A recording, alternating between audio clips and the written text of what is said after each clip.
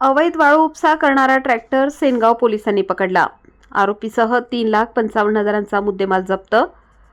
हिंगोली जिल्ह्यातील सेनगाव शहरातील कयाधू नदीपात्रातून ट्रॅक्टरद्वारे अवैध रेती वाहतूक करत असताना सेनगाव पोलिसांना माहिती मिळताच विचारपूस केली असता ट्रॅक्टर चालकाजवळ कुठलाही रेती परवाना नसल्याने सेनगाव पोलीस स्टेशन येथे ट्रॅक्टरसह एका जणावर गुन्हा दाखल करण्यात आला आहे।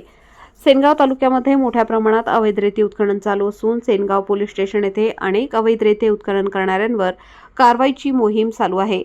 यातच दिनांक 21 डिसेंबर रोजी सकाळी अवैध रेती उपसा करणारा ट्रॅक्टर व चालक यांच्यावर गुन्हा दाखल करण्यात आला असून सेनगाव पोलीस स्टेशनचे सहाय्यक पोलीस निरीक्षक दीपक म्हस्के यांच्या फिर्यादीवरून गुन्हा दाखल करण्यात आला असून पुढील तपास सेनगाव पोलीस स्टेशनच्या वतीने हेड कॉन्स्टेबल सुभाष चव्हाण हे करीत आहेत।